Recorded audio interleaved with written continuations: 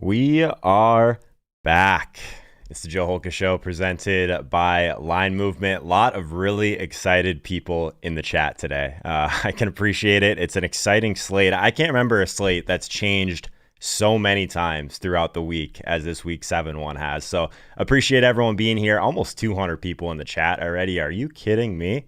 I wasn't quite sure after kind of moving the time up a little bit just to give us a little bit more time, get our feet set, all that good stuff. Maybe run some more polls. I just felt like we were up against it a little bit. You know what I mean? Like we basically were sprinting through the positions. Now we at least get to have an extra half an hour before the Line Movement show directly after this, and it'll give us time to really work through a crazy slate overall. So shout out to all these people in the chat that were here earlier.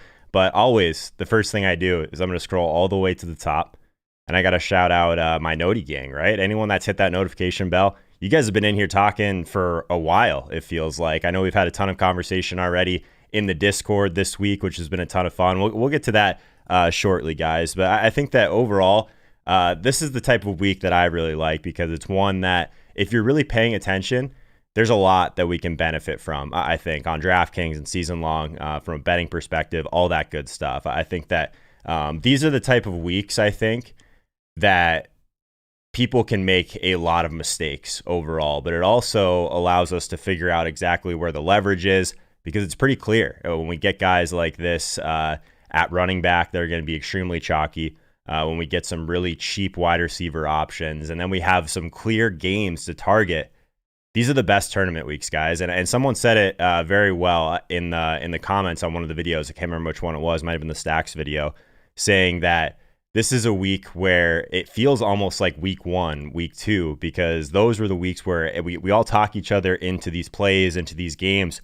But from a tournament perspective, there's very, very clear leverage spot. So I love that. It's going to be a lot of fun to work through everything with Leone and with Overzet here shortly for the tilt space. So that's always a lot of fun. That's probably one of my favorite shows of the week. So if you guys haven't, I guess, checked out the tilt space yet, we do every Sunday night. Normally it's at 6:30 p.m. Eastern time, obviously to kind of catch the end of the slate. Tonight, we're going to be going live at halftime of Sunday Night Football because obviously this Arizona and Seattle game is not, I don't know if it's the key to the slate, but it's a huge, huge portion of what we're going to be talking about today.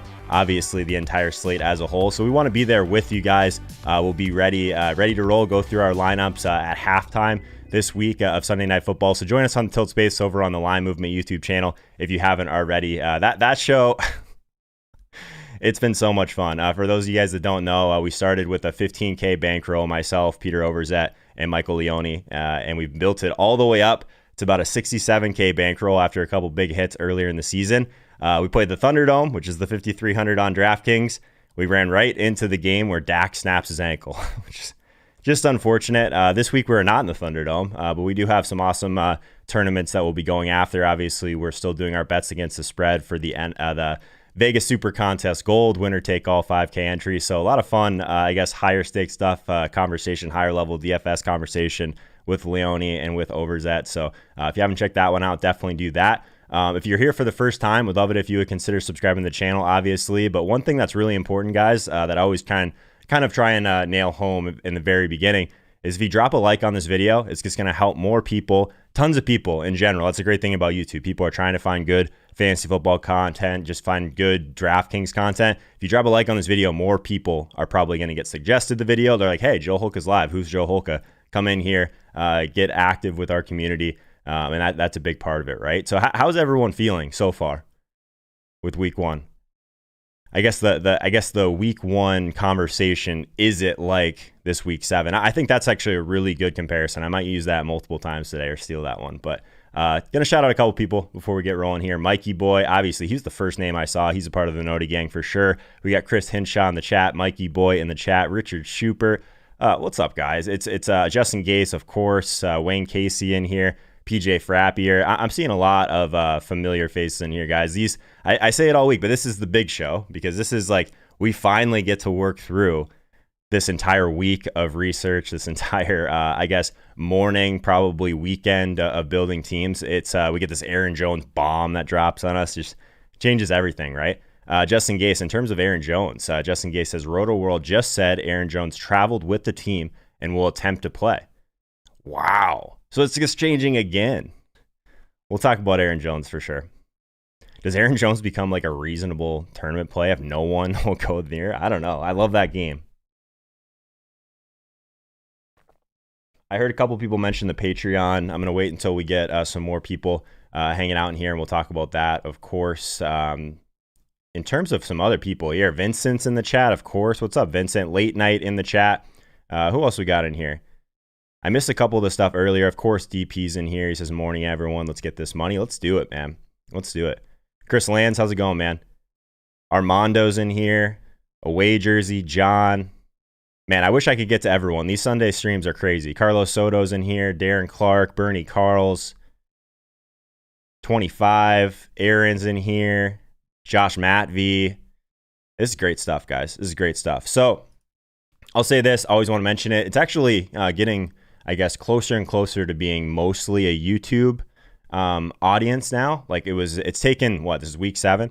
It's taken a long time to get the people over from Twitch. We still got about 20 people over on Twitch right now. So if you're wondering what's going on with the chat, head over to YouTube. If you're watching this on Periscope, head over to YouTube. That's where the conversation is always going to be. Game Theory, what's up, man? Who else? Aaron Neal's in here. Brandon Ricker. It's Mookie. All right, I got to scroll down. There's just too much going on. We got to get started. We have more time, but we got to get rolling here. Let's do this. Yeah, Carlos said 53 out of 200 in the Patreon contest. I would imagine that's going to be much larger before lock. I think we've got pretty close to 100 Patreons already, which is crazy. We'll get to it, guys. So I think we should run through some news quickly. We normally do this throughout the week. Obviously, a lot has changed. So a couple things right off the bat. I'm still looking for that report on Aaron Jones. Let's see if I missed that earlier. True game time decision. Yep. Looks like he traveled to Houston. If Jones isn't 100%, he won't go. I would imagine he's not going to play, guys. The good news is this is the 1 p.m. game, I believe. Right, it is the 1 p.m. game. So we should know well in advance of lock. So that's huge. What do we think about rookie A.J. Dillon versus Jamal Williams? Are we sure that one of these roles changes? That's always like my biggest concern with these. Does it end up like, does someone walk into the Aaron Jones role? Does Jamal Williams keep his passing game role that he's had regardless of Aaron Jones being on the field? Because if that's the case, Jamal Williams is a slam dunk. But we'll get there. Frank says Noti Gang is too strong. Love it, man. Yeah, literally already almost up to 100 likes. The stream started 5 minutes ago. It's awesome, guys. We aren't sure of anything. I mean, there's a lot of things going on here with the Aaron Jones. I mean, this is going to shape the slate. Thank God this is the 1 p.m. game. That would have been rough. So outside of the Aaron Jones stuff, obviously there's still a ton of other stuff happening here. One thing that I thought was interesting is that Gardner Minshew could actually be benched in week 7 if he continues to struggle. I think that's interesting. Trying to find a bring back for the Jets in this spot against Buffalo. I do really like the idea of getting a lower owned Stephon Diggs stack with Allen, but I mean, Jamison Crowder on the other side seems like he should be the clear bring back. Maybe you go with one of the really cheap wide receiver options now. It's a little bit thin. So we'll get to that game, of course. What else we got here? I think one that's interesting, and we'll get to this Green Bay game obviously extensively, but Robert Tonyan at tight end, he is expected to play, even though he's been battling through that ankle injury. Sat out practice most of the week. That's one that I think is, if you're just trying to add to your Rodgers stacks, you're trying to figure out different ways, especially these guys that don't have the crazy rushing ceiling. But we'll get there. I think that's most of like the major stuff, guys. Obviously, like everyone's going to be talking about Gio Bernard. We touched on that. The first thing I did when I saw the Gio Bernard or the Joe Mixon being ruled out is we went through all the positions again. So I went through. Obviously, I think Gio Bernard's an awesome play. At that price, I think that if we get Jamal Williams and we can project him for any way of like the similar type of volume, like Jamal Williams is 4K. So he's instantly one of those guys that's tough to get away from. If Jamal Williams or Gio Bernard get like 20 points at that price and you don't have them, it's really tough. It's really tough to make up that type of ground. So before we get into this, guys, let's do a quick poll. I love the polls. Love the polls. We're gonna try and figure out a way to get like the actual stuff. I mean, now that we're getting so many people on Sunday mornings, guys, we're gonna have to figure out ways to tally up some of these polls. We're gonna do what we have been before. So highest owned player on the slate, and let's just say that Aaron Jones is out, since he is doubtful. It says he won't play unless he's 100%. So put a 1 in the chat if you think Jamal Williams will be the highest owned player on the slate. Put a 2 in the chat if you think Gio Bernard will be the highest owned player on the slate. But guys, think about this too. And don't put your votes in yet. Think about this too. If all this value opens up, that's just going to make guys like Alvin Kamara, Devontae Adams, all those guys are going to be higher owned also. So let's stick with that 4. Jamal Williams, put a 1 in the chat. Gio Bernard, put a 2 in the chat. Alvin Kamara, put a 3 in the chat. Devontae Adams, put a 3 in the chat. What do you guys got? Highest owned player on DraftKings in week 7. Let's get a pulse here before we get to go through the positions. Obviously, we'll do that. We got time for the polls today. This is great. A lot of 2s. Lot of 2s. Some 1s in there. So everyone thinks Gio is going to be higher owned than Jamal. That's Jamal Williams. That's news to me. I think Jamal Williams will be much higher owned than Gio if we do get Aaron Jones out, personally. A lot of votes here. Appreciate everyone, by the way, jumping in here. Looks like there's actually a decent amount of 3s in there also. A lot of Kamara love. So I think that's like, everyone wants to talk about, yeah, who's this cheaper guy you can jam in for value? Sure. Like that, those guys are going to be high owned, but like, what does that do to your roster? You have all this salary to spend. So now it might have been hard to build some of these Arizona and Seattle stacks. Now it's not hard to build those stacks. We've got plenty of value to make those stacks. You know what I mean? So I think that's something we always have to consider in these spots. Let's get a few more votes in the chat here before we get going through the positions. We'll start on the line movement data table, of course. We'll start at quarterback, but I'm always curious, where's the chalk before we get there? You know what I mean? Seems like not a lot of people think that Devontae Adams is going to be super chalky in terms of like against those guys. I think I agree with you guys. I think he's probably the 4th highest owned of that group. Williams' higher ceiling. The workload questions. That's a really good take, True Don. I think that's probably it. But let's continue on and talk about quarterback first. So the first thing that we're always going to do here is we're going to go to linemovement.com. We're going to scroll up to the top. We're going to go to resources. We're going to go to NFL data table. So this is a free resource that we make available to anyone. Pretty easy to find. Of course, there's a link in the description for it as well. It's basically what I used to give to all my Twitch subscribers. So I used to make this available to all of those guys. Basically, it's just accumulating a lot of different data points that I think really matter. So like at quarterback, for example, we have something called average intended air yards. So how much deeper down the field is a quarterback pushing the ball versus some other options. Plus minus efficiency metric, rushing yards. Of course, we're always trying to build in a rushing floor with our quarterback. So that is huge. So before I touch on anything at quarterback, I told you like we have more time. So let's get some polls going. Who is your favorite quarterback on the DraftKings slate, price considered? I want you to put a 1 in the chat for Kyler Murray. I want you to put a 2 in the chat for Russell Wilson. I want you to put a 3 in the chat for Aaron Rodgers. And I'm going to throw a wild card in here because, I mean, price is the thing. Put a 4 in the chat for Joe Burrow at 5,500. Your favorite, actually, let's do this. And then I'll add 5 to that and then tell me who your favorite quarterback is on the week. I always forget that. Put a 1 in the chat if you think Kyler Murray, price considered, best DraftKings quarterback on the slate. 2 in the chat for Russell Wilson. 3 in the chat for Aaron Rodgers. 4 in the chat for Joe Burrow. Or put a 5 in the chat and then who you think is the top quarterback on the slate. Let's get a pulse here. Normally quarterback, we know that the ownership is a little bit more spread out, so it's not the biggest deal in the world. You're kind of piecing these together with your stacks usually. But I do think this is always a thing we should do at each position. See where we're at as a community right now. My favorite answer so far, Vincent, 5, no idea. Well, hopefully we can help you get there, man. I think there's a lot. I'll say this, guys. I think that there is a lot of good plays this week. A lot of reasonable games to target, higher totals, a lot of stacks that I think are really solid. We'll try and identify some of the best ones, but also some that could go under-owned for sure. What else we got here? A lot of 4s in the chat. Okay. More 4s than I thought. to be fair. Mikey boy, I love the Watson call, by the way. That's sharp. Some Josh Allen in here too. So we definitely have some tournament players in the group, right? Bridgewater revenge game in a shootout. I'm not really on Bridgewater. There's parts of that game that obviously I'll be mixing in, Kamara, etc. I don't know if it has shootout potential, but I'm with you. I mean, look at the other side, the revenge game, but also, do they know the exact type of pressure that Teddy might struggle under? That's kind of the side I'm on, actually.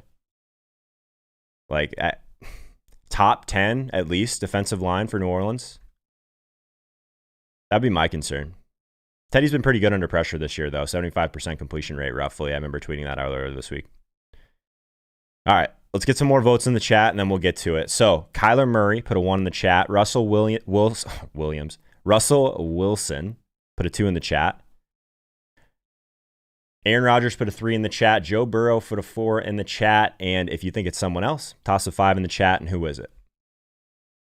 I'm seeing a lot more 4s than I expected. Interesting. A lot of 1s, though. A lot of Kyler people out there. That's fair. That's fair. Justin Herbert. Okay. Richard Super. Stafford. I don't mind the Stafford call. More Watson. Okay. All right. Fair enough. Kyle Allen. Wow. I see it. Brady, I think Kyle Allen, maybe if we just didn't have all the salary in the world to play with now. DP might be triple stacking Herbert. I like that. I do like the Joe Burrow stack in terms of the leverage that you get off of Gio. All right, let's dig into it. So at quarterback this week, guys, one thing that I want to make extremely clear on a slate like this, for anyone that hasn't had Sunday Night Football on the slate, it's extremely valuable to have the opportunity to late swap regardless if you want to play Kyler or regardless if you want to play Russ. Like, the fact that this is a really strong game overall for fantasy is almost secondary in some ways. Like, you want to be, if there's a slate throughout the entire year, maybe this is the only one we get. If there's a slate like this throughout the year where you have time to adjust your lineup as the games go on, it's just such a huge, huge edge. We're trying to find all the edges we can in DFS these days because there's so many sharp players, there's so much good information. That is one that still not near enough people are doing. Gavin says play the hammer. It gives you a lot of flexibility, my friend. So the late games, let's just say that, touch on that quickly. So the quarterbacks available in the late games. We got Tom Brady. We got Derek Carr. We got Gardner Minshew. We got Justin Herbert, Patrick Mahomes, Drew Lock, Jimmy Garoppolo, Cam Newton, Russell Wilson, of course, Kyler Murray. So there are some decent games there with some decent totals. I think KC is interesting regardless of the weather, which we'll get to. Obviously, I'm looking at two things with weather. I'm looking at wind, 15-mile-per-hour winds. Yes, that definitely will affect fantasy scoring. If I get to 15 mile per hour, I'm usually out personally. The other thing we want to look at, is this game going to get extremely cold? Because then that really affects the way that the quarterback can actually grip the ball. I don't think it's going to be like that so far. Looking like, 32 degrees or so? Doesn't matter a ton. Snow, doesn't matter a ton. If anything, it's just going to make that a lower owned stack overall. So I want to hit on that off the top. The other thing I want to hit on, because obviously Kyler Murray versus Russell Wilson is a huge, huge decision point today. So if we're just looking at rushing yards, projected rushing yards here on the sheet. Kyler Murray, far and away the highest rushing projection on the slate. I'll say this, though. One of the things that we talked about throughout the week, at least a theme of some of the videos, is I'm not a huge matchups guy overall. You guys know that. If anyone's followed my content for a while, you'll know that I'm not a huge matchups guy. I'm really not. One thing that I do think really matters, though, is looking at man coverage versus zone coverage, because there's definitely certain situations where quarterbacks can either really struggle or really do well against a certain type of coverage. Also, typically, if a team plays a lot of man coverage, we'll see some of these rushing quarterbacks have kind of ceiling games on the ground, because it makes a lot of sense. Like the linebackers, they aren't even facing the quarterback at that point. They're in man coverage, right? There's tons of ways for them to kind of get chunk yardage there. So what that tells me in this spot, Russell Wilson versus Kyler Murray, let's touch on that side of it first. The Arizona Cardinals play the third most man coverage in the league. So Russell Wilson, maybe this is a spot where even this rushing projection of 24 rushing yards, it's probably a little bit light. So I'll put that into, I guess, the cap of an 8K quarterback on the slate where we do have a lot of value. So that's, I guess, a check in the box of Russell Wilson. On the other side of this game, Kyler Murray is facing a team in the Seattle Seahawks that plays more zone coverage than any team in the league but the Carolina Panthers. So does that mean that Kyler Murray can't have a decent day on the ground? No, doesn't mean that. But we should probably keep this 44 number in check slightly. I'll say this, though, in favor of Kyler Murray. And we're going to go full screen for this because I think it's really important. Kyler Murray, career coverage splits, and this comes from Sports Info Solutions, their Data Hub Pro. They have a bunch of awesome data on man versus zone coverage. I look at it a ton throughout the week. So Kyler Murray, career coverage splits, man coverage, 6.1 yards per attempt. Against zone coverage, again, Seahawks play more zone coverage than any team in the league but the Panthers, almost 80% of the time, 8.2 yards per attempt. So Kyler Murray's yards per attempt goes up nearly 2 yards or over 2 yards just against zone coverage. So that is huge, guys. That is the type of matchup thing that really matters, in my opinion. So it seems like he's willing to push the ball down the field a little bit. We haven't seen Kyler be, I guess, that strong as a passer relative to what we thought we should have from him, I guess, progressing at this point in year two. So I love Kyler Murray. One of the things that I keep kind of coming back to also, of course, I love DeAndre Hopkins. One thing that I think is super interesting, though, is, again, staying on this theme of zone coverage. Who's the wide receiver on the team that gets more targets against zone coverage than any team or any player on this team? And it's not DeAndre Hopkins. It's Christian Kirk. Leads the team with 14 targets versus zone over the last 3 weeks. So I like the Christian Kirk call because obviously there's some expensive weapons on the Seattle side. I like Kirk as a bring back. I like DeAndre Hopkins regardless of him not practicing a ton this week. This is just a game that I think there's enough ways to get different with your value, or at least get different on some of your one-offs, that Kyler Murray and Russell Wilson, for me personally, I still want to be overweight on this game. Because of what we talked about, there's more time for the slate to develop. So if we're looking through, and maybe this Green Bay and Houston game goes absolutely bonkers. Like, that could easily happen, right? So if that happens, we have time to realize that we probably shouldn't stay on our chalky Seattle-Arizona stack going into the 4 p.m. games. You know what I mean? We're probably trying to switch to a lower-owned stack at that point. So maybe we're switching to a Chargers stack, something like that.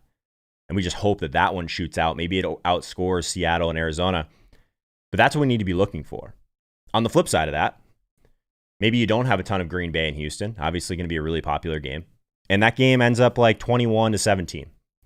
And it doesn't really have like a game-breaking player on the other side. Maybe that's a situation where you're like, okay, I made the right decision. I can stay on my Seattle and Arizona stack. You know what I mean? So that's how you should be thinking about this. Travis Perkins, late swap gold is someone like Isabella. I think that's sharp too. And that's one thing that I like to save that for the end. We'll talk through what I think are some of the best leverage plays at the end. But that's the first thing that I think we needed to talk about at quarterback. Are you guys with me? You guys with me on that? If I'm ever going too fast, just stop. Just stop me, literally. This coffee is still so hot. I've been waiting for it to like literally cool down since we went live. So, in terms of Kyler Murray versus Russell Wilson, I mean, they're $900 in price. I mean, I think that if you're rolling out tournaments, I love both. I do love Russell Wilson for the reasons that I mentioned. I think there could be a ceiling game coming on the ground from him. $8K, it's a tougher price point to get to. I understand that. Another price that's tough to get to, and I feel like no one's really been talking about Josh Allen today. I think that Josh Allen against the Jets is super interesting for a couple of reasons. This is just always going to be a stack I feel like we get at lower ownership than we should. Josh Allen is going to be expensive. People don't want to pay that much for him. Obviously, clear options to pair with him, which is always nice. We can just go with Stephon Diggs now that we know that Smokey Brown is out. Someone like Gabriel Davis at 3,600. I love the idea of going with that stack, guys. I do. And if you're going to play someone on the other side of it, it's a little bit more thin. But you could go with someone like Brashad Perriman at 3,700. So just eating this Josh Allen price tag at 7,700. Number one, I think there's enough value in this game to make it work. Not a big deal. Number two, this is a high team total for not a lot of ownership. The problem is, do you think that the Jets are going to be able to keep up on the other side to keep Josh Allen throwing? That is the big decision, right? I think maybe. And it's not that I think the Jets are even good. I don't think that at all. But there are some injuries for Buffalo. So is it a possibility that the Jets are able to score a few points to at least keep Josh Allen trucking along? I think so. I kind of like the Josh Allen stack. Like if I was to do the stacks video today, obviously that's a video that I do, I think on Wednesdays on stream. That would be one of my favorite ones for sure. I love it in tournaments, especially 3-max stuff where the ownership is going to very much condense on some of these best plays. So we got over 70. We got over 700 people in the chat right now. Over 26 people over on Twitch. Guys, join us. I think we're really going to try and break that 800 mark again today. That'd be awesome if we could do that again. That was a ton of fun last week. Maybe we even break in to that 1K range by the end of the season. I think that's a really awesome goal. So if you're here for the first time, I stream Mondays, Wednesdays, and Sundays. Mondays and Wednesdays at 3 p.m. Eastern time. Also on Sundays, now we're going at 9 a.m. Eastern time. So if you're coming in here and you feel like you're a little bit late, it's because we started a little bit earlier. So toss a like on this video. It really helps out a ton. And consider hitting that notification bell as well so you know when I go live. Throughout the week, I'm going to try and start picking at least one show throughout the week. I'm just going to go live early. So anyone that has a notification bell set on their phone, they'll see that, jump in the chat. That's a great time to get some of your questions answered. So outside of that, guys, make sure and join us for the Tilt Space. Obviously, that's one of the more fun shows of the week. Myself, Leone, Peter Overzet, we go through some of our higher stakes lineups on DraftKings. Also, our bets against the spread for the Vegas Super Contest. Ton of fun.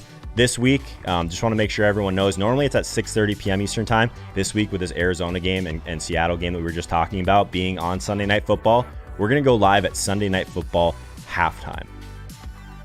So make sure you guys join me for that. It's just a lot of fun. Over on the Line Movement YouTube channel, that's where you guys can find it. All right, let's jump back into quarterback here. Again, if you're here for the first time, I know we have a lot of people kind of cycling through these days. This is the Line Movement NFL data table. So linemovement.com, resources tab.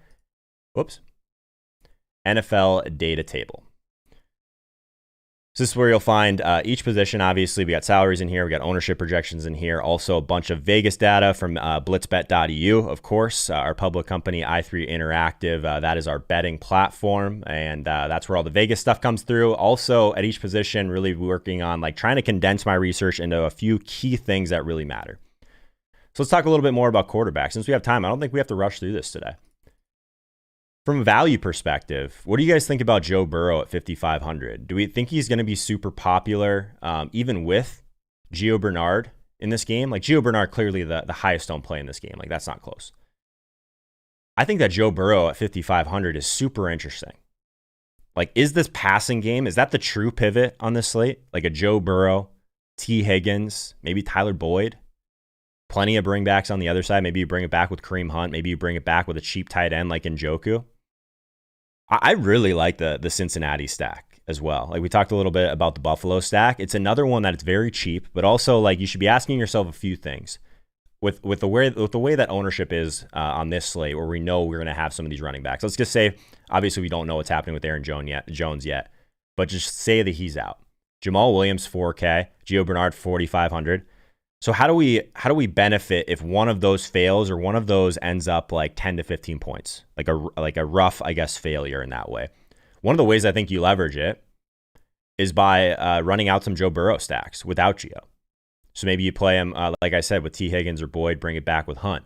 The other side of this is I actually really like the Cleveland defense as some leverage. Cleveland's a team that will bring a ton of pressure. We know this offensive line for Cincy could really struggle in this spot overall. So I think that if you're trying to leverage by doing one of those things, it does give you at least a clear differentiation between some of the Gio Bernard stacks. So I like that quite a bit. Looks like a couple people in the chat are with me on that one. Can you stack Gio, Higgins with Burrow on Fanduel? I think you can play Burrow with Gio, for the record. I just think that there's more leverage in just getting access to the passing game. So maybe Gio doesn't score, and you need the touchdowns from that game. But the other thing about Joe Burrow, he's 5,500. He is going to have some rushing ability to him, which is obviously something we're always looking for. I just think he's kind of underpriced at 5,500 in this spot. It's not that I think this game is going to have a crazy amount of plays, crazy amount of pace, anything like that. But I do think it's at least interesting if you're trying to get up to these studs, these Alvin Kamara's, these guys in the Seattle-Arizona game. You're going to need to find some salary. And finding different ways to do that. I think Joe Burrow is interesting. One of the things that we've been trying to talk about a little bit more too is if you're rolling out some of these really expensive players, a lot of times, if you are playing someone like Kyle Murray, Kyler Murray, or you're playing someone like Russell Wilson, sometimes it makes some sense to actually like consider at least playing either a naked quarterback or a really cheap stack. So someone like Joe Burrow to T. Higgins, for instance. It allows you to get in like a mini stack of one of the more popular games, if that makes sense. You guys know what I'm saying? So if you were to play Joe Burrow, then you can get in a mini stack of like this Seattle-Arizona game. Maybe it's like a Metcalf, Lockett, bring it back with DeAndre Hopkins. It's easier to get to some of those really expensive wide receiver plays if you punt off quarterback for a guy that has rushing ability in particular and can get there on his own. That's one thing that I'm really trying to think about also with these mini stacks is like, you don't want to just stack up these guys to where, like, so Matt Ryan, someone like Stafford, for instance. In my opinion, those guys don't make as strong of one-offs because, like, if Golladay goes completely nuts, we would imagine that the quarterback on the other side of that probably had a really good game, especially one that doesn't have rushing ability. So I think that's interesting. Mark Smith says naked Cam for the win. Cam Newton, just all the failures of Cam Newton as like a sharp play last week, those people aren't going back to him. I like the call, Mark. I like the call a lot. Brad Clark 24, thanks for your subscription, by the way, man. I'm glad you're with us. It's good stuff.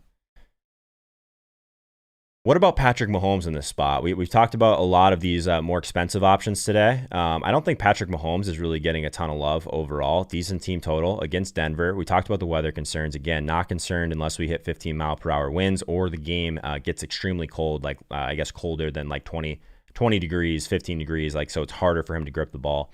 I think Mahomes is interesting. I struggle sometimes. The same thing with Aaron Rodgers, for the record.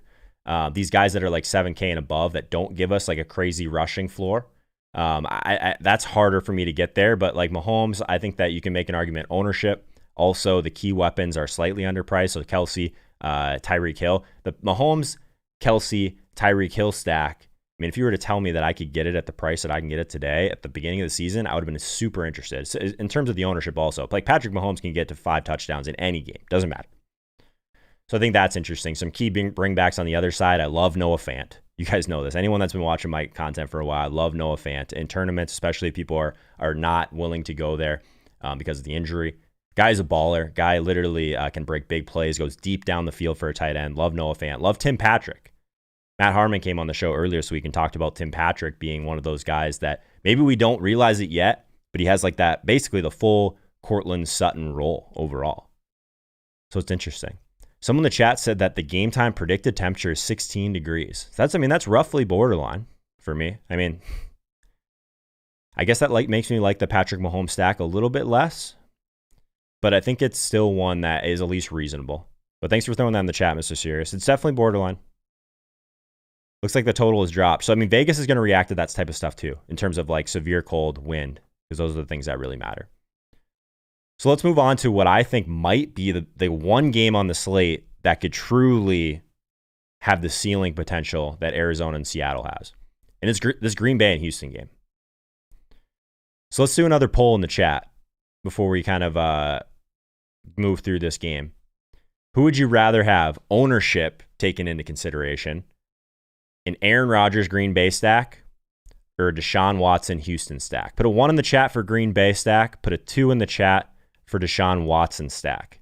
We're taking ownership into consideration. We're taking into consideration, obviously, price, that sort of thing. But getting this Houston and Green Bay game right, I think is a really big decision point today. I think it's a really important decision point for sure. So 1 in the chat for Aaron Rodgers and a Green Bay stack. 2 in the chat for Deshaun Watson and Houston stack. I'm interested what you guys think on this one. So let me know. While we're getting a couple of those in here, I want to make sure that I let you guys know this is the first time we've actually rolled out a Patreon, and this is something that, again, I'm not trying to make money on whatsoever. It's $1 a month, so 25 cents a week at this point. The reason for it is I want to get you guys into the Discord chat. That's where a lot of this conversation happens with members of the community when we are not live. The few times, I guess, we're not live. We're live almost every day. But jump into the Discord. You'll get access to all the premium channels. Also, you'll get access to our weekly DraftKings tournament for the Joe Holka Show. So today, I'm going to be giving away a $20 Amazon gift card to whoever wins that tournament. It's a free roll, obviously. We'll continue to kind of ramp up the prizes, depending on how many people we get. I think we got 88 Patreons. We launched this like 4 days ago. So we get more Patreons. Again, I'm not taking profit off of any of this. I'll just add to the prizes. Another thing that we're doing is we're going to sweat the games together. There'll be a red zone stream in there. Also, 15 to 30 minutes, depending on where my lineup's at or where it's at with the tilt space, that sort of stuff. I'll jump on and go through roster construction right before kickoff. Will not be on YouTube, only will be in the Discord. So for that alone, I hope it's worth your 25 cents a week. So there should be a link in the description for the Patreon. Get in there, because I would imagine at some point you want to be one of the first ones in there. I'll say that. I think there's a lot of things going on that you won't regret it. This is only the tipping point. I'll say that, of things that I have planned for the Discord and for the Patreons. Again, 25 cents a week. Hopefully not a huge deal. Let's get back to this poll. A lot more people on the Houston stack than I expected. Interesting. Okay, fair enough. Very interesting. So you guys are pairing him with Will Fuller. Will Fuller's a little expensive for my taste, but I do like Fuller a lot. I'll say this. I built a Watson stack that I have planned on playing most of the week in 3 max. So if I'm playing it in 3 max, I'm pretty high on it. Love this game overall. So one of the things that I think is really interesting here, and we always talk about game environment on this channel. So is the quarterback going to see pressure?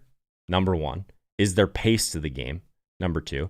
And I guess it's not in any specific order, but the things we want to focus on are, for our offenses, for our quarterbacks in general, is efficiency, team totals, all that stuff. What leads to more efficiency? The quarterback's having time in the pocket. Who's pressured less than any team in the league this year? The Green Bay Packers, which is crazy because this is a team that we kind of looked at as a team that did pressure a ton last year. So it's kind of a weird dynamic to where I'm trying to get over it too, because I think there's at least an argument in favor of just playing quarterbacks against the Packers because they don't pressure. The other side of it, Houston doesn't pressure either. So Aaron Rodgers goes from this matchup against Tampa Bay, where he really struggles. Tampa Bay, an elite defense in the NFL, a team that pressures a ton. He's not going to deal with any of that today against Houston. We just saw Ryan Tannehill go nuts against Houston. So I think it's an amazing spot for Deshaun Watson. I think it's an amazing spot for Aaron Rodgers. Both of these teams can be beat deep also. So I think that's something we have to think about here. These quarterback spots, but also these ones that might not necessarily be completely priced in for the game environment, in my opinion. And they're not hard to stack. You know where Aaron Rodgers is going with the ball. He's going to Devontae Adams. MVS, if you want to add another cheaper play to that. You can, I guess, make an argument for Tanyan as well, even though he's banged up. Maybe you get him at super low ownership. Now maybe it's Jamal Williams if Aaron Jones doesn't play. Another cheap option that's active in the passing game. The Aaron Rodgers stack makes itself. And I would probably be triple stacking it, by the way, because I don't think he has the ceiling on the ground to really offer that huge upside unless he throws for 4 or 5 touchdowns. So, I mean, I love Aaron Rodgers today. Deshaun Watson on the other side, someone like Will Fuller. We haven't touched on wide receiver yet, because I think that talking through the stacks and quarterback always makes sense to me. But someone like Will Fuller, he's 6,800. Around a lot of these guys like Kenny Golladay, Tyler Lockett, Tyreek Hill, Julio Jones for a little bit more expensive, DK Metcalf for a little more expensive. Will Fuller at 6,800, I don't know if a lot of people are going to click it. And maybe I'm wrong. I don't know. People tell me there's a bad wide receiver cornerback matchup. You guys know me. I don't care about that stuff. I really don't. I think there's going to be enough times that he's away from the matchup that it's just not going to matter a ton. So I love Deshaun Watson. He's 6,800. He's going to run all of those things in a great game environment, easy to stack with Fuller, Cooks. Maybe you even, now that Akins looks like Akins isn't going to play, maybe you go roll the Darren Fells wheel again, hope he scores, because he's been scoring a ton. So I love the game overall. I just want to make that really clear, because it's one we've talked about a lot this week, but I do think it's super important with all the all the people that just want to play the late night hammer. Maybe Green Bay Houston's the one we need. And we're staring at that one right in the face. Anything else like quarterback, guys? We touched on a lot. There was a time earlier in the week where I was interested in Drew Lock to Tim Patrick, just super low owned. But now that game is going to be a little bit of a weather concern, the reason for it was, if you just look at average intended air yards, say what you want about Drew Lock, he will chuck it down the field. 12.9 average intended air yards. That's extremely, extremely deep. 5,100, he's cheap. I just don't think it's really that necessary anymore. What else? I think that's it for quarterback, guys. Should we move on to running back? We talked a lot about, obviously, the incoming chalk If we don't get Aaron Jones, yeah, Jamal Williams, he's 4K. That's a lot different. We don't normally get these guys that are this cheap anymore. So I think that's interesting. Someone just said Jones will play. Is that confirmed? A lot of people like Cooks, by the way, on that stack. Sorry, I missed that. That's interesting. I think Cooks is interesting too. Do we have news? You guys got to keep me up to date on news as we're going through this. Do we have Aaron Jones news? Like anything super new that I've seen? I haven't seen anything come across. Traveled to Houston with the team. Game time decision. That's still the last one I'm seeing. Vincent, I agree with you, by the way, that that lock has been very inaccurate. Yeah, that's fair. That's why he's 5,100. Fair enough. Fair enough. Okay, so let's go to it. So in terms of running back today, I think it's really hard to get away from Alvin Kamara for sure. I think he's one of those guys that like you feel pretty good about paying up for in any slate, regardless of Michael Thomas. I think this is a spot where we have so much good value. It's really hard to get away from Kamara at 7,900 in this one. Massive touchdown equity here. We already know Michael Thomas is out with that hamstring injury. So the amount of targets that this guy is going to get alone, like we're projecting him for 8 receptions right now. It's a fantastic spot for Kamara. 7,900. He's a guy that I will be prioritizing with all the value we have for sure. Someone in the chat says Latavius Murray. Yeah, if you're really trying to leverage the field, I think Latavius Murray is okay. I typically would like to get more touches than you can project for Latavius. But he's one that breaks the slate. No doubt about it. He's 4,800. He's clearly worse in terms of like his actual projection in terms of some of these other guys we have. I definitely prefer Gio Bernard. Definitely prefer Jamal Williams. Someone mentioned, can you play Kamara and Latavius together? I think it depends on what types of tournaments you're playing. In a really small field, I think it's okay. In anything over I think 500 people, there's just not enough ceiling there, in my opinion. We've seen it a couple times over the years, like these New Orleans running backs like get there together, and that's all the touchdowns. I think that's interesting, especially with Traquan there at a super cheap price point that people are going to want to go to. It's not something I'll say I never do. It's something I try not to do. But I love Kamara. In terms of Kareem Hunt at 6,800, I just think he's very, very underpriced. We talked about this Cincinnati front on both sides. I think that Cleveland could pretty much dominate in the run game in this spot. Massive total. One of the things that I'll mention here, just looking at the touches, there's not a lot of huge team totals here. The ones that are big though, Kareem Hunt, Alvin Kamara, so Cleveland, New Orleans, large totals here. Touchdowns are going to be scored in these games. There's going to be volume. So Kareem Hunt at 6,800 seems like one of the best plays on the slate to me personally. I love the idea of going to Kareem Hunt at 6,800. He's my favorite play in this game. And I think that might catch some people by surprise because they see the Geo play and the hashtag free square, all that stuff. I think there's still an argument for paying up for these elite usage running backs, these guys that are super active in the passing game. So I love the Kareem Hunt play. Ezekiel Elliott at 7,800 is one that I've kind of put a lot of thought into this morning. I don't know if I really want to go there because I think that if you were going to do just a direct, I'm going to play Zeke instead of Kamara, I think there's better ways to get unique, in my opinion. You know what I mean? I think there's better ways to get unique than play Zeke behind, obviously no Dak Prescott, sure, but also just this offensive line. With the injuries they have, I think you can make an argument that this Dallas offensive line, bottom 10, bottom 5 in the league, it's bad. Their backups, there's not as much depth as you would think back there. Against this Washington front that will pressure. Top 5 in the league at pressure rate. Against Andy Dalton, who does not do well under pressure. So yeah, there's an argument maybe that Zeke catches a ton of checkdowns, that sort of thing. Maybe. Lower total. If you're playing Zeke, you're playing it for this right here. The 26 versus the 6% ownership.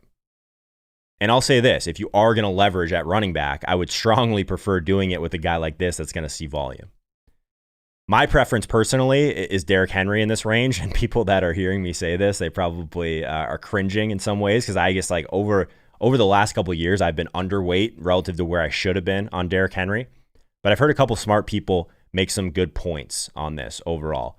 Before I get to that, by the way, we got 923 people in the chat right now. We have 38 on Twitch. Guys, we might break 1K today. If we get half the people that are over on Twitch to join us on YouTube, toss a like on this video so more people see it, we might break 1K for the first time. So that's really exciting.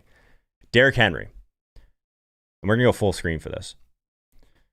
So I've heard some smart people talk about why Derrick Henry is different because he's not catching all these passes, all that stuff. Number one, he is seeing more targets in the passing game than we've seen in the past. So it's not like he's just a straight zero in the passing game like he has been at times. So that's a check in the Derrick Henry box, in my opinion. So last couple of weeks, 5 targets last week. He's got some 3 target games in there. He's not a zero in the passing game anymore. So let's make that very clear. The other part of it is we see, and it just buried me at times. Like obviously last week, like everyone saw the video where I was a 1v1. I was a Mike Davis over Derrick Henry play away from easily, like pretty close to a 6-figure score. Same exact lineup as Peter Jennings as he had a 300K win, that sort of thing. But the reason that I looked at it a little bit deeper is because like, what am I missing in my process here? One of the things that I heard Adam Levitan talk about this week, Derrick Henry, these monster runs that I've been on the wrong side of, it also flips the game. So they score quickly. The other side, now they're down another touchdown, but they get the ball. So it picks up the pace of the game. If there's scoring that happens for Tennessee, the other side also has to start to ramp up their pace a little bit. So not only do these Derrick Henry huge runs, like obviously in the box score, they show up, the yardage, the touchdown, all of that, but the pace of it really matters also. It's why these games for KC, if there's fights on the other side of these games against KC, they score so quickly and so efficient that it helps the entire game. It's something I don't think enough people talk about. So I like that quite a bit in terms of the Derrick Henry conversation. This week, if people are just not going to play him against Pittsburgh, I think it's a big mistake. Pittsburgh has some injuries in their run-stopping area of their defense. Seems like a tough matchup for that to go well for them, right? Against Derrick Henry. So this guy puts up a 40 ball. He's 7,500, and now he's sub 10% ownership. This is the spot to play Derrick Henry in tournaments, in my opinion. So I think he's a really sharp tournament play. I do prefer him to Zeke. I think at the higher stakes, more people will be on that. But at the lower stakes, I think people are going to see this Pittsburgh matchup, and they're not going to play him. So I think that's the side of it I'm on. You can make the recency bias argument that, yeah, people just want to play Derrick Henry. They want to play the big dog. So I think that's something we had to talk about for sure. So at the top, I think it's a really interesting slate at running back. What do you guys think about Mike Davis at 6,600 after he failed? Talking about recency bias. 6,600, 90% CMC, whatever you want to call him. It's super interesting. I'm very interested in Mike Davis personally. New Orleans is not typically a matchup we want to attack. If we just look at the data sheet here, they're 7th best at defending the short area of the field. So sometimes those like cheaper dump or those like shorter dump off plays, it's not a great matchup for that. But the volume should be there. If we're just looking at receptions, second highest reception total on the slate, Mike Davis or Jamal Williams right here at 3rd. Yikes. Guys, if we get Mike Davis at 4K, that one for me, I definitely prefer, if we get Jamal Williams at 4K, I prefer Jamal Williams over Gio, personally. That's really interesting. So on the Mike Davis side of it, 6,600, we'd be falling over ourselves to play this type of volume literally just 2 weeks ago. Mike Davis has had one massive failure, I guess, since CMC's been out, and it was last week. He still saw 18 carries and 3 targets. Like, it's just before that, he was just seeing like 6+, 8+ targets a game. I think it's really interesting in a game that, like, yeah, there's going to be some points scored on both sides. So I like that quite a bit. Looks like a lot of people talking about Davis here in the chat. Interesting. I love being sorry and on right side of points. Yeah, there you go. Kamara and Hunt. That's a great starting point. You guys don't have to talk me into paying up at running back, guys. Heard someone talk about James Conner. Since we talked about the Tennessee game, I'm not really in on James Conner personally. I don't like seeing these like design runs for Claypool around the goal line. I don't necessarily like Penny Snell coming in and taking a goal line touchdown either. So 6,700, I like everyone else in this range. I think Chris Carson, if you want to leverage the Seattle and Arizona game, definitely prefer Chris Carson. I think if Mike Davis, you want to play off the recency bias, everything we just talked about, definitely prefer Mike Davis. Kareem Hunt, obviously, is super chalky, but I'm not really on the James Conner play personally. What else we got here? Mark Smith in the chat asking about David Johnson as a pivot, 5,300 home, good matchup, low ownership. Let's take a look at, I'm going to try and take the name out of this because I'm not someone that really plays David Johnson very often, but let's look at it. So he's 5,300, 5% ownership, like you said, against Green Bay. That's interesting. Green Bay is actually very, very poor defending running backs in the passing game. We haven't seen David Johnson really have a crazy role through the air yet. I think he's okay. I think he's probably a decision. It's probably a decision you don't have to make in like single entry, 3 max, like smaller field tournaments like I do at like the mid stakes. But if you're playing like a large field tournament, yeah, I think that's a pivot that makes some sense. He's not really like one of those guys that I would stay away from. Like I rarely, for the record, I rarely play running backs that are projected for like less than 18 touches. Like never, literally never. Noel fan in the chat is very upset with me right now. What's up, Noel? How's it going, man? Boys, we made it over 1K for the first time live. This is awesome. Thank you so much. If you are here for the first time, before we get back to kind of our position by position analysis, would love it if you guys would consider subscribing to the channel. Make sure you toss a like on this. This is awesome, guys. Thank you so much. I always say this too, like we talk about the rating and reviews on the podcast, the comments, the likes, all that, like hit the bell, that stuff. Like honestly, totally secondary. And I truly mean this, totally secondary. Just being here on a Sunday morning to like work through this together with the community, all that stuff, more than enough. So I really appreciate it. If you're here for the first time, just welcome in. Welcome in. This is awesome. If you guys haven't checked out linemovement.com, that's basically what we're working on here. This is a free resource. It's our NFL data table. So this is great, guys. I'm super excited. Thanks for everyone that's been here all season long. So at running back, we talked through the chalk. We talked through some of the top plays in terms of touches, all that stuff. Since we got Noel fan with us, probably the person that's been here for the longest with the community. Noel, who's our super sharp running back play for the week that's going to give us volume? I know you typically like to play these volume guys. Chris Hinshaw says secret is out. Bunch of new subscriptions in the chat. Appreciate it, guys. I think we've touched on most of the running backs that I'm on, guys. I think it's pretty clearly, if we get Jamal Adams, I love it. Alvin Kamara, if you're paying up, he's the clear top option. If you're going down a little bit, Kareem Hunt. I love the idea of pivoting to guys like Mike Davis, pivoting to guys like Hunt or like Henry, the big dog. If I play the big dog and he flops today, I'm blaming everyone in the chat that was on board with that one. All right, now we do have about an hour still until the Line Movement NFL show with Peter Overzet and Dieter. We'll talk through a little bit more sports betting stuff, obviously a little bit more DFS stuff. Noel fan, CEH. How did I miss CEH? That's a really good one. So we're talking about this game. Obviously, there's a little bit of weather, which we don't care about a ton, but if we're looking at the team total, super interesting. Super interesting. I haven't really gotten to that one so far yet, but I like it, Noel. Noel, what do you think his touch floor is at? He's a borderline volume play for me. I'll say that. But I think it's interesting. One of the things that we always look at, we don't think efficiency is really that important, but 118.5 yards from scrimmage per game over the last 4. I think that's the type of thing that we can get on board with. You know what I mean? The touchdowns should be there. I like it. I like it a lot. Any other, I guess, pivots at running back besides CEH before we move on? Going once. All right. We're moving on. We're moving on to wide receiver. Before we do that, we're going to go through. I always like to do a poll first. It's one of the first things I like to do. So we're going to do this. In terms of the wide receiver position, we're going to look at the top plays on DraftKings, price considered. So I want you guys to put a 1 in the chat for Terry McLaurin, put a 2 in the chat for Devontae Adams. I'm going to be thoughtful about this in terms of ownership too. So 1 in the chat for Terry McLaurin, 2 in the chat for Devontae Adams, 3 in the chat for either DK Metcalf or Tyler Lockett. And then let's just do 4 in the chat. Tell me who your favorite play is if it's neither of those guys. I think I'm not going to we'll do a separate one for the value guys. So put a 1 in the chat for Terry McLaurin, 2 in the chat for Devontae Adams, 3 in the chat for either Tyler Lockett or DK Metcalf, or 4 in the chat for another option that you really like. And I want to hear from you guys. I think that's the best way to do this. We'll do like a poll to start each position. I think that's the best way to do it.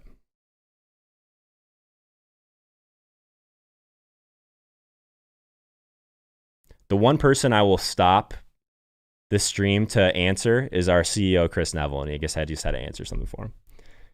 What do we got here in the chat? Lots of ones. Okay. Lots of Mclaren love. We'll get to it. I want to see who like some of these other ones are too.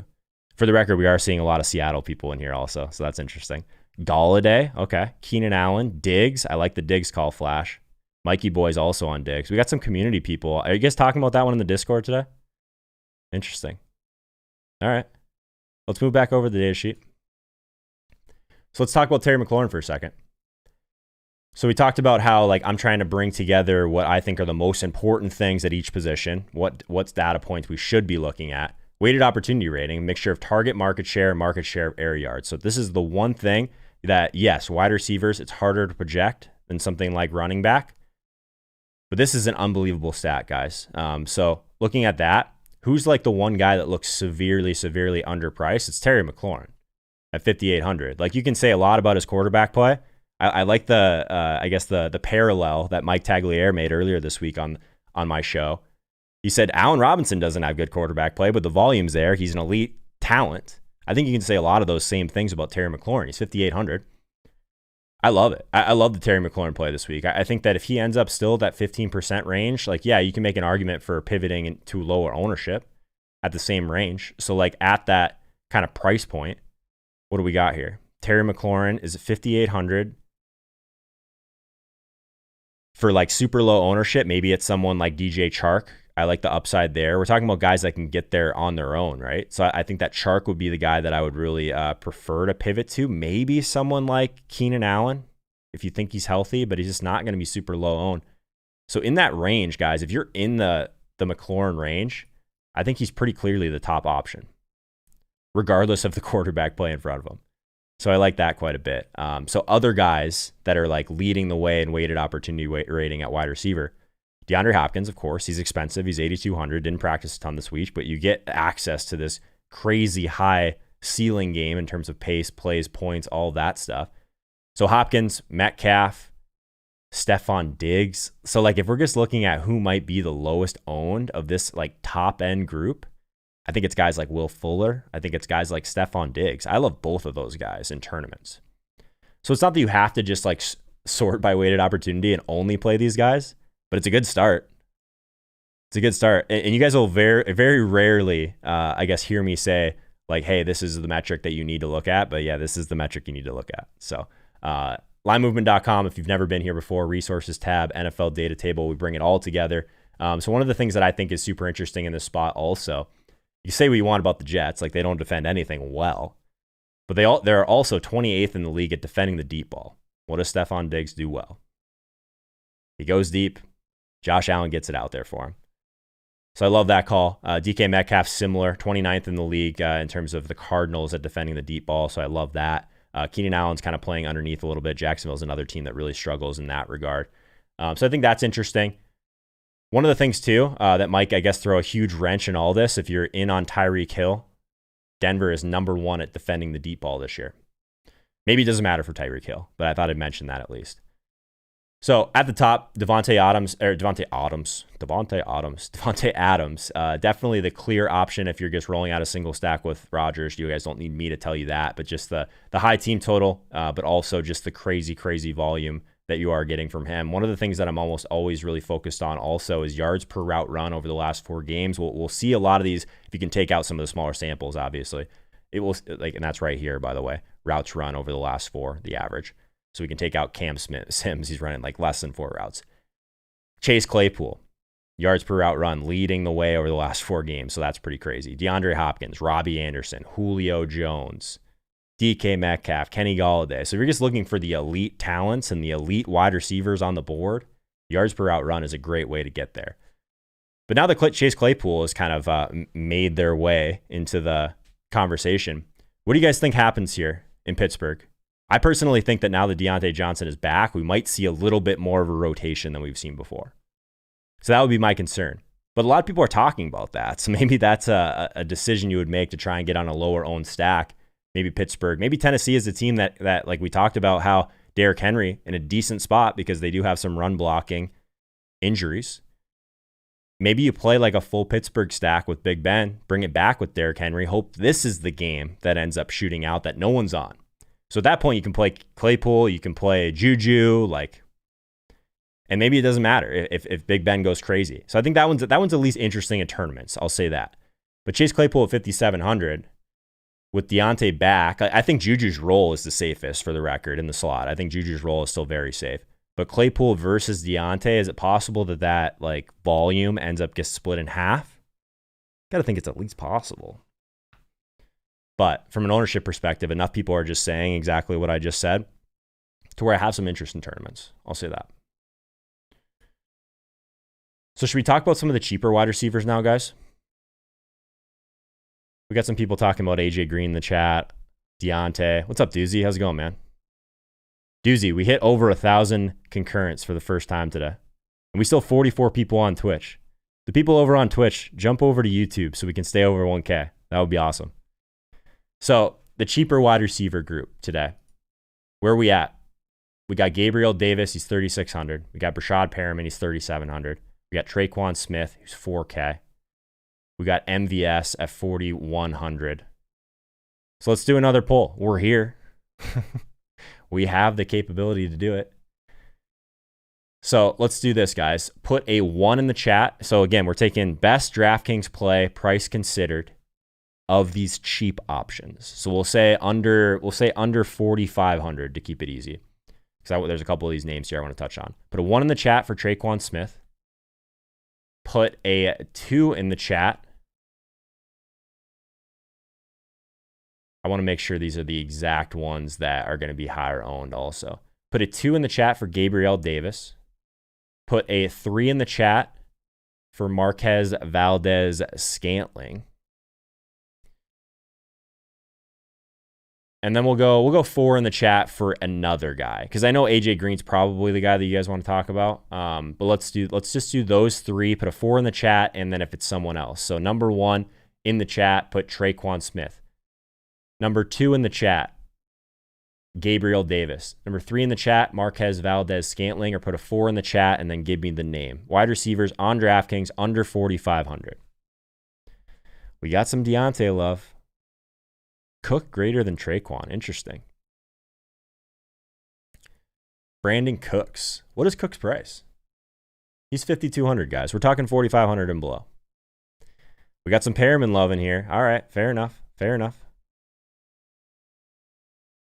Marvin Jones. Okay, we got some contrarian people in chat today. A lot of Deontay Johnson love, though. That's fair. Jets project to be trailing. Crowder will be out. Okay. Amendola. Demarcus Robinson. We got some people. We got some takes in the chat right now. Trenton Clark says Perriman. A lot of Deontay people that are going 4. Interesting. MVS.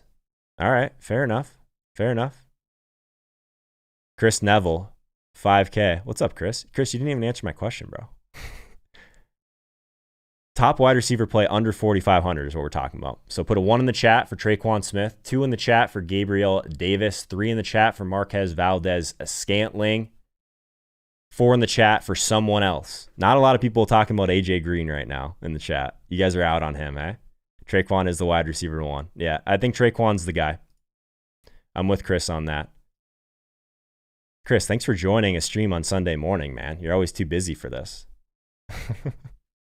So guys, if you're here for the first time, we'd love it if you consider subscribing to the channel. Toss a like on this video so more people can find us this morning. We broke 1K for the first time, which was awesome. If you haven't checked out linemovement.com and the NFL data table, definitely do that. Always want to talk to you guys at least once about the Tilt Space. This is a show that we do every Sunday night, usually at 6:30 p.m. Eastern time. Myself, Peter Overzet, Michael Leone, we go through our high stakes teams on DraftKings, also the Super Contest in Vegas. That's a 5K entry.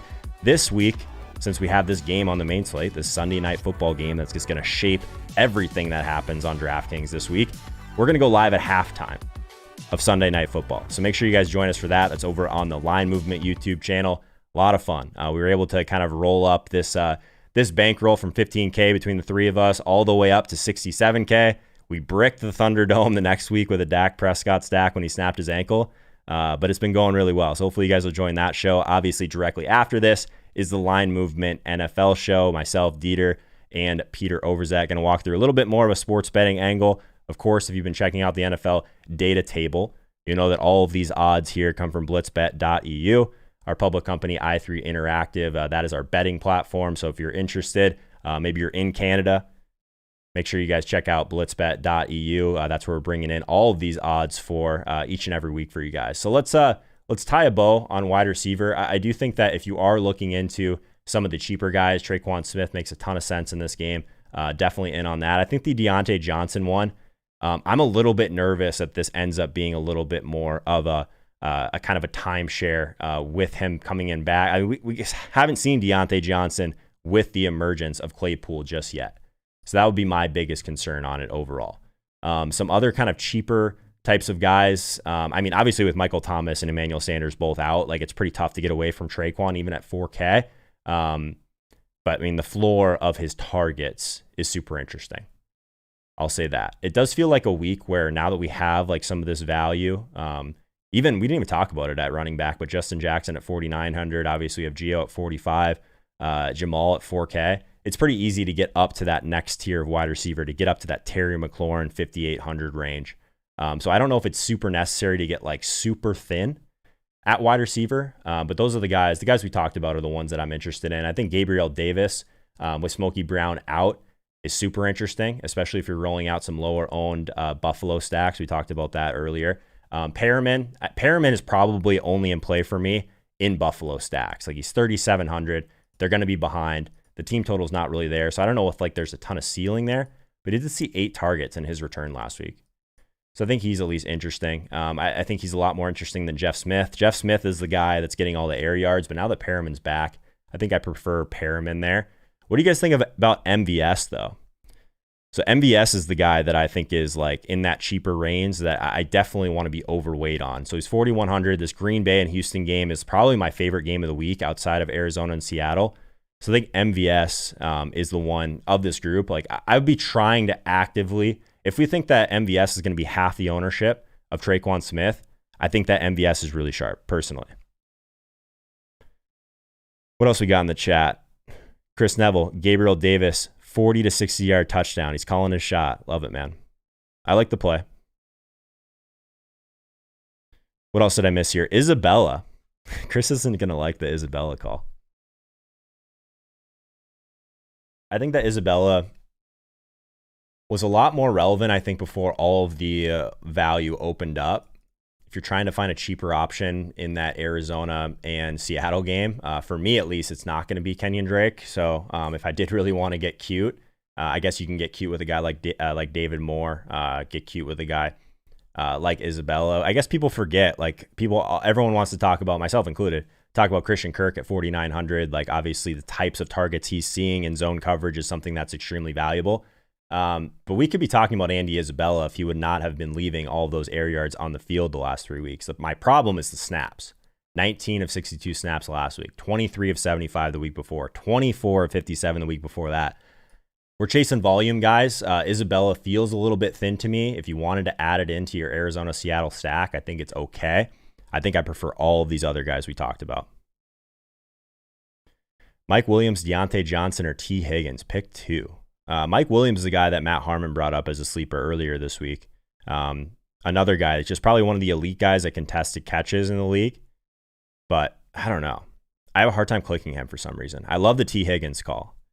We talked about, if you're here, like you haven't been here the whole morning, we talked about this Cincinnati stack as being like a pretty contrarian way to get away from Gio Bernard. I think that like a T. Higgins, Tyler Boyd, Joe Burrow stack makes a ton of sense. Bring it back with Kareem Hunt. I'm really in on that today. Really in on that. Should we talk about tight end? We got some time. We can circle back to some more questions as we go. The Line Movement Show, we still got about 45 minutes or so. So at tight end, guys, starts with Travis Kelsey today. I think that just if you wanted to pay up, one thing that I'm trying to get better at is like on a slate like this where we have all the value in the world, we have some nice game environments, a lot of high team totals. I don't know if this is the week where we pay down at tight end and just take the floor. You know what I mean? Like the Darren Fells type of play. We're going to need a big score, I think, to win on DraftKings this week. Personally, I think that. So Travis Kelsey at 6,300 against Denver. This is a spot where if you're concerned about the weather, obviously it looks like it's going to be a little bit colder than I originally thought. So that's a concern. We don't care about anything but wind outside of that 15 mile per hour plus. If anyone wants to check on that in the chat, what's the wind looking like in this KC Denver game? Another game that I like to be kind of a little bit lower owned stack. I think Kelsey will be a lot more popular as a one-off today, personally. The spot's decent. If we're just looking at the matchup, Denver 20th at defending the short area of the field, kind of where we'll see a little bit more Travis Kelsey in this one. High team total. So at looking at tight end overall, one of the things that we're really focused on here is trying to target these high team totals because they're going to see less volume than wide receivers do. We know that, right? So touchdowns have become that much more important at tight end. Also, we're still looking at weighted opportunity, guys. So we're looking at target share. The few guys that do see wide receiver types of volume, guys like Travis Kelsey, guys like Darren Waller, guys like George Kittle, can put Hunter Henry in that group. We still look at yards per route run, like your tight end running routes, very important because a lot of these guys block also. George Kittle, Jonnu Smith, David Njoku. These are the type of freak athletes you'll see when you sort by yards per route run. So that's something that I'm focused on also. In terms of Travis Kelsey this week, guys, I think he is a better play this week on DraftKings. I don't know if there's like a ton of plays I love this week at tight end, so I'll say that. Sometimes it's just one of those things that we have all this value. Get up to Travis Kelsey, especially a week where we think there's going to be a lot of points that need to be scored. So I think that's interesting. He shredded the Broncos, at least historically, the last few weeks. I definitely think this Broncos defense still battling through some injuries, so Kelsey is a priority. If you aren't going to pay up for Kelsey, I think moving down to Hunter Henry is one that I'm really interested in today also. So decent team total. We talked about the volume. The volume's been there. His yards per route run is there. So Hunter Henry is someone that I probably like. It's the opposite, actually. I prefer him probably on Fanduel because the difference in price is so much greater on Fanduel than it is on DraftKings. At DraftKings, like, yeah, maybe you just try and find that extra salary to get there. I think that at that point, if you're on Hunter Henry, you're probably on Herbert. Just the way that Herbert's been like willing to kind of chuck the ball up to guys like Mike Williams. He's been willing to really feature Hunter Henry in the red zone, that sort of thing. This Jaguars defense is, I mean, they're not good against any position. So if you care about the DVP, the DVOA, that sort of stuff, still a great spot overall for Hunter Henry. I just think he's too cheap at 4,500 personally. The other guy in that range that you can consider is Jared Cook. We talked about Sanders. We talked about Mike Thomas. If those guys are out, maybe Jared Cook is that lower owned piece in this New Orleans offense. Maybe he's a reasonable pivot in roster construction versus the Traquan Smith route. I do like Jared Cook a lot at 4,300. In a vacuum, I prefer Hunter Henry. But I think Jared Cook, he still checks that box for a nice team total. It's a good matchup. Carolina, 26th in the league at defending the short area of the field. If you think that not all of it is going to go to Alvin Kamara, I think Jared Cook's really sharp. He's getting the volume. He's getting the snaps. The team total's there. I think like this mid-range of Hunter Henry, Jared Cook is one that I'm going to try and live in over going down to like this next guy I'm going to talk about. So if you did want to pay down, my favorite one is David Njoku. He's 3K. Austin Hooper out, obviously. I don't know if it's really like, it's probably not the highest ceiling option on the board, but if you are trying to leverage a team that has like Kareem Hunt, obviously Kareem Hunt's going to be extremely popular at running back, but you want another play in that Cleveland game. I think that Njoku, he'll be a guy that I would feel more comfortable rolling out in Joe Burrow stacks on the other side of it. So like one thing that I'm almost always trying to do at a position like tight end that's pretty gross some weeks is sometimes you take care of tight end in your stack where it makes sense, right? So if you're, say, we talked about the Joe Burrow stack, like say you got a Burrow, Higgins,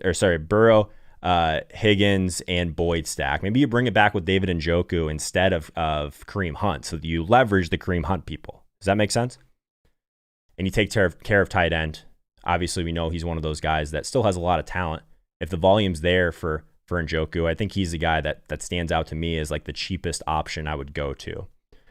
Obviously, he's the cheapest as the punt option that I prefer, I guess I should say. This team also runs like a ton of 2 tight end sets also. So like even though like he might not be on the field for another team constantly, there's going to be more volume there overall for a type of tight end in this offense. So I think that's interesting. Anything else at tight end, guys? We got a couple new subscribers that I want to shout out in the chat. Pat Lepre, thanks for your subscription, man. Thanks for being with us. Adam Jones says Ebron 2 touchdown day. I'm intrigued by the Big Ben stack. It would have to be a triple stack. What else we got here? Dalton Schultz. That's an interesting one, Richard. Let's take a look at Dalton Schultz. He's 3,900. Lower team total than the other guys we've talked about. Good matchup, though. Washington, 29th at defending the short area of the field. One thing that I like about the Dalton Schultz play is that if we think there's going to be a lot of pressure on Dallas, and we do, this Dallas offensive line is very, very decimated at this point. We expect Washington, a team that pressures top 5 in the league, to get to Andy Dalton. What is a way that like we can project those targets to go outside of someone like Zeke, outside of obviously the obvious passing weapons? Dalton Schultz at 3,900. I don't hate that. But like I think as a one-off, so this is my problem with it. I'm not actively stacking up Dallas or Washington. The way I would play Dalton Schultz is if you have a Terry McLaurin team and you're trying to get a little bit different with your Terry McLaurin team, maybe that's in like a mini stack category. So where if you play McLaurin, you play Dalton Schultz on the other side. I think that's how I would approach it, personally. We got some people that want us to talk about DST. All right, let's do it. So defense this week, guys, it's relatively straightforward for me, actually. So one of the things that I'm almost always kind of looking at here, we want home favorites, of course, but we also want pressure. So one of the things that we're constantly looking at here is where is the offensive line? Where is there going to be pressure overall? So to me, this week, the one thing that we're really focused on is this Washington football team. So Washington overall, we just talked about it, but they are a top 5 pressure rate team. We know that Andy Dalton, his yards per attempt drastically lowers, even more than some other people at that range. Someone said I'm choppy. We could move to the other microphone. I'm not sure why that is.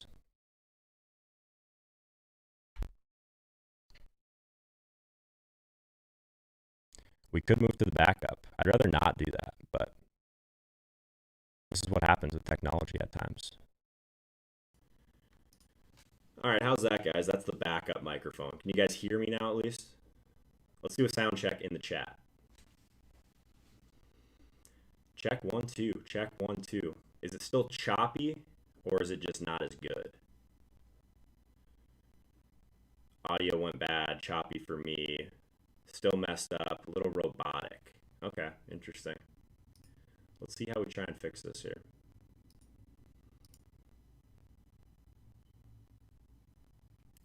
Let's try and go back to the other one here.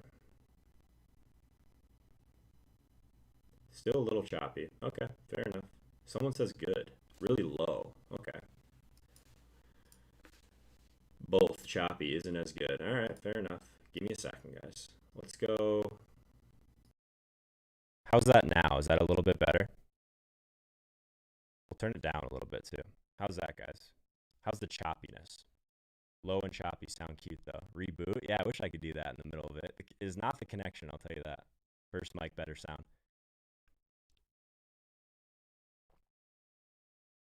It's low. Yeah, we know that, Chris. It's not connection issues, guys. This is just what happens with some of the higher end mount. Staticky. Interesting. All right, let's do this. Louder but choppy. All right. Are you guys able to hear me, though? It is a little better, someone says. Let's open up the settings here. This is what's nice about going a little bit early is we have some time. So let's reboot the Go XLR. Let's try that.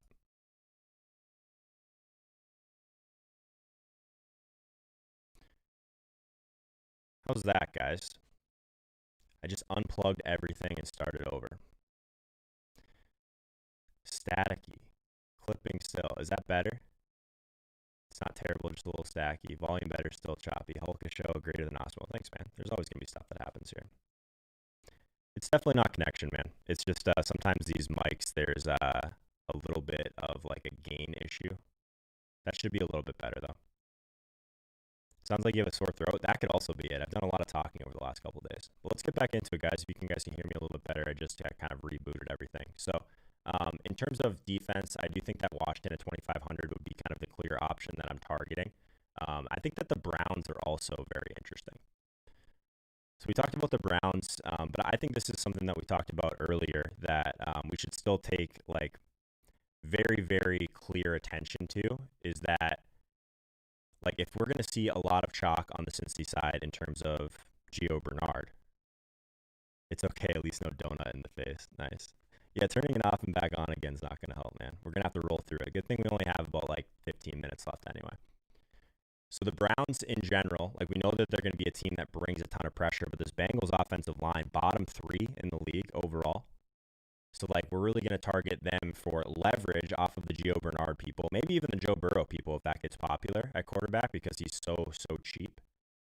But I think that that's the one that I think gives us more leverage than the Washington one. I think I prefer Washington for a little bit cheaper. If I had to find that extra 30 or that extra 300, I think that the Browns are really interesting. Is anyone going to pay up for the Bills? I don't know if I'll personally do it, but paying up to be contrarian I think is interesting. All right, we got a couple people still saying they can't hear me, so let's move to the backup mic. That one, at least I know you guys will be able to hear if I move it closer. So we'll move this one out.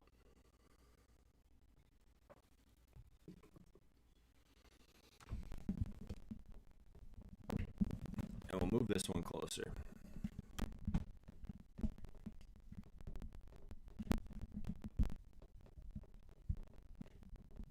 How's that as a backup, guys? I'll turn it up a little bit for everyone.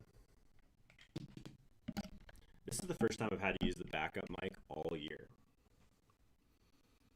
How's that, guys? Can you guys hear me at least? Is it still choppy?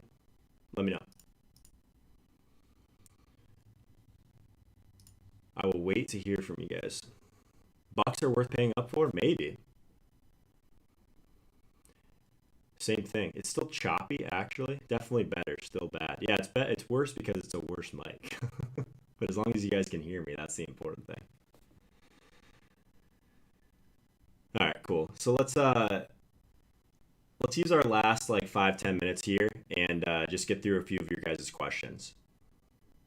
So let's do one last poll before we get there. So if you had to pick one stack today, put a 1 in the chat for the Arizona stack, put a 2 in the chat for the Seattle stack, put a 3 in the chat for one stack from Houston or Green Bay, either side, and then put a 4 in the chat for a different one, and then I want to know here who it is for you.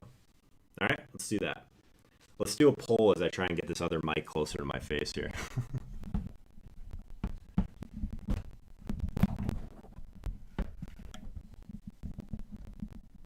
Reboot my...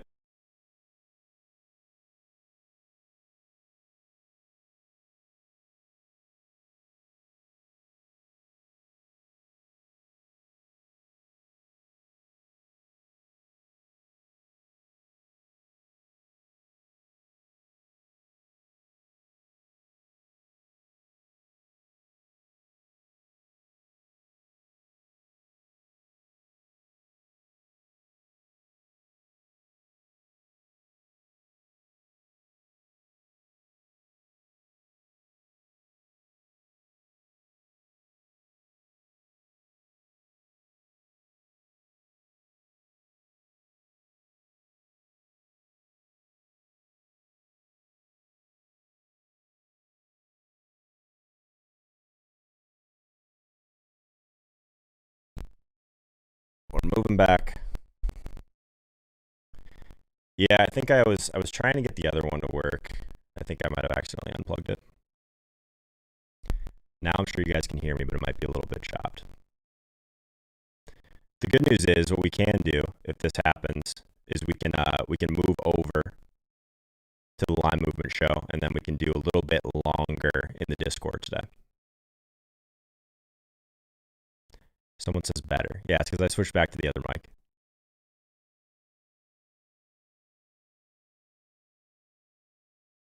This dude about to get pissed and throw his computer out the window. All right, guys, let's wrap a little bit earlier today then. I'll go through and work through this before the Line Movement show. So if you haven't checked out the Line Movement YouTube channel, link in the description for that. But appreciate everyone being here with us. It was really awesome to get over 1K people here for the first time. So definitely check out the link in the description. Get in the Discord. We'll have all this figured out and go through the slate as a group right before lock. But all right, guys, we're gonna wrap this a little bit earlier. But the good news is we started a lot earlier today than we normally do. So I'll see you guys in about a half an hour. The first thing, of course, if you jump into the Line Movement Show, let us know in the chat. Say we are back. I'll see you guys soon.